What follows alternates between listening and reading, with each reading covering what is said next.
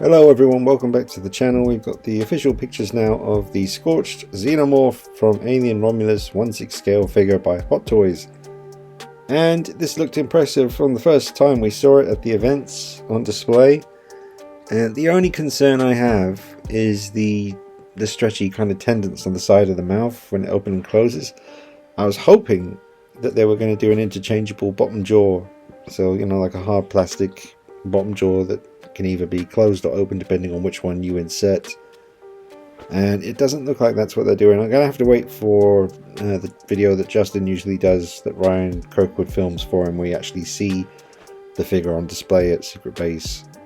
Maybe it's interchangeable, but to me it looks like another case of you know, the head sculpt's all one piece. The bottom jaw or the top jaw are one part of the sculpt, and the tendons kind of stretch at the sides when you open the mouth, which just isn't a good idea. It's, you know, it's been proved fatal for a lot of 1/6 scale Xenomorph figures from Hot Toys.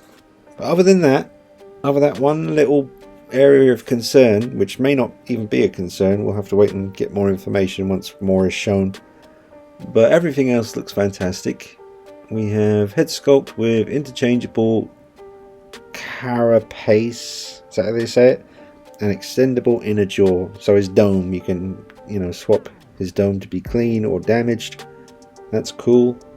Very detailed figure, and it looks to be quite posable as well, which is better than the last Xenomorph that Hot Toys did, which I believe was the Alien Warrior from Aliens, which was a great looking figure but had the rubbery tendons on the side of the mouth that would snap.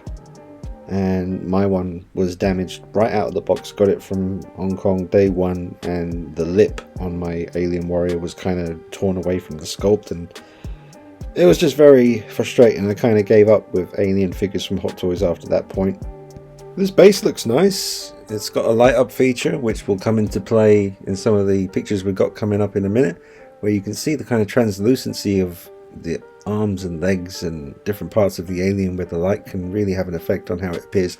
This kind of hive gooey stuff is quite cool to have on the base as well. I hope it's not as big as those big, you know, the first Deadpool base, the first Deadpool figure from Deadpool 1 that Hot Toys released. Those bases are too big for me. I think hopefully this looks a bit smaller than that. So very reminiscent of the big chap alien with the skull being visible. I really like that. It's a cool design. His midsection there is very wiry and very thin, like literally wiry. It has like cables, and it's got that biomechanical feel back to it again. A great design. I'm not a massive fan of the film. I've seen it once at the cinema, and I'm intending to watch it again soon, because I've got the NECA version of this alien coming any day now.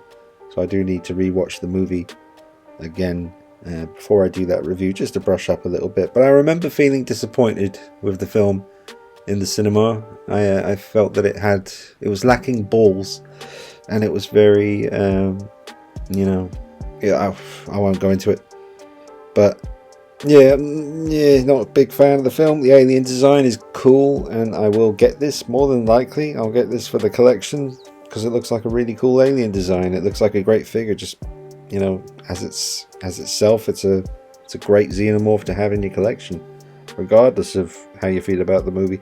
See, that's the thing. Those tendons on the side of the mouth there, that's with the mouth pretty much closed. And when the mouth is open, they're really stretched. Or are they? Is it an interchangeable bottom jaw? Surely they would have said that in these pictures. They would have shown you a picture, just to put that peace of mind in the collector. Like, no more ripping tendons on the side of the mouth. We've got that sorted. We have an interchangeable hard plastic bottom jaw, one for closed, one for open. But I don't know if they've done that. I don't know. I hope they have. I just don't know why they wouldn't have made that clear in these images. The tail is apparently the longest tail a Xenomorph has had from the movies, so that's going to come in handy for making your poses look even more dynamic. It doesn't look that long in this picture. And the stand, I keep trying to find out how it connects to the figure. It kind of just disappears up its Harris for a lot of these pictures, and you can't quite tell how it's being held up. I think it's the what was the last Hot Toys figure I got?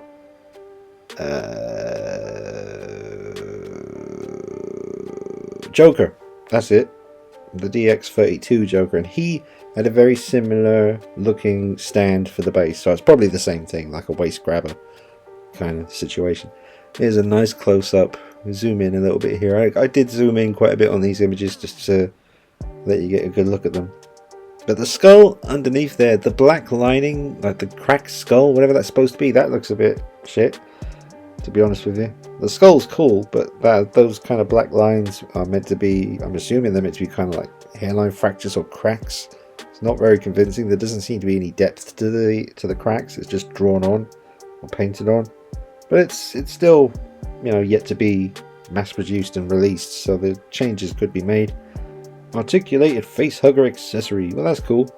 That's nice. It's good to throw that in. Could have given you an egg, or the kind of cocoon type thing that he or it emerges from in the film. That was the one scene I really liked in the film. I will say that, the bit where it was emerging from its cocoon state or whatever. I thought that was very cool. Not much else though, to be honest with you. I just didn't feel there was a really significant, really good alien scene other than that. You know, I was waiting, thinking, okay, it must be coming. It's around the corner. Let's see. Nope. And then they switched to that weird hybrid of an engineer-looking alien thing.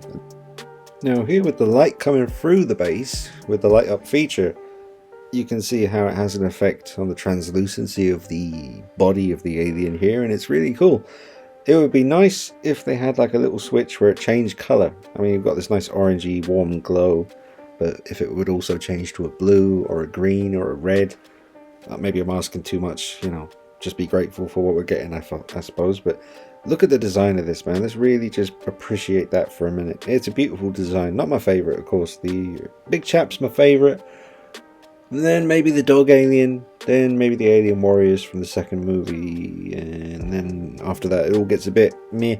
But this is very nice. They did a great job, man, designing this, and that's a really cool pose, the way the tail's just coming up around him. You could really have fun, you know, hopefully, if it's as posable as it looks in these images, you're going to be able to come up with a really cool, unique display. Everyone can have their own little individual touch, a little bit of flair with their pose for the alien. It's a really good image there again. So probably, I'm going to say it now, probably the best alien figure that Hot Toys have produced to date. The alien warrior from the second film was really good, but not very posable, and there was issues with the mouth area. The chrome paint job on the teeth seems pretty good here. Better than it has been in the past. The original Big Chap alien, I had to repaint the teeth as best I could to try and bring out that film accurate chrome look that the teeth have. They seem to have got that pretty good here, better than they have in the past. The lighting having a nice effect on the figure here with the blues and the reds surrounding it, bouncing off his, I was going to say skin, but exoskeleton, is that the correct term for such a beast?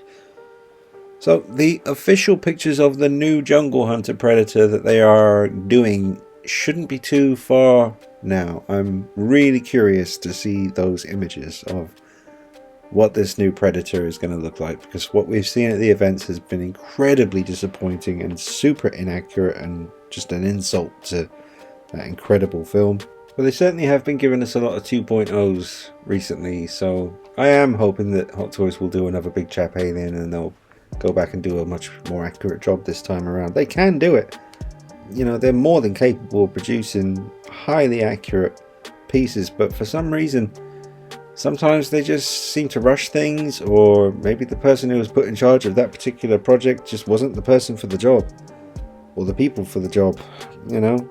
I'm worried about this mouth area, seeing those tendons on the side stretching like that. I could be wrong. It might be an interchangeable bottom jaw, like I've been hoping and saying, suggesting for years now.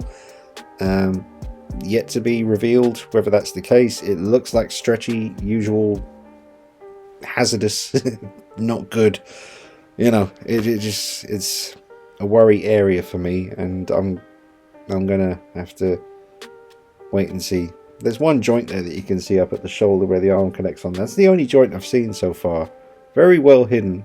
Very, very good. I mean, brilliant work by Hot Toys from the looks of things. We're not seeing too many interchangeable hands, so I don't know. Again, we'll have to wait for that Justin video with the Ryan Kirkwood footage of the figure actually on display at Secret Base to see all the accessories around it. That should hopefully put everything to rest and give everyone peace of mind. A great looking figure. I'll more than likely pick this up. Let me know what you're thinking in the comments. Drop a like on it for me, share it around, subscribe, check me out on Instagram at DKnight333. Thank you for watching. I'll see you soon. Take it easy. Bye bye.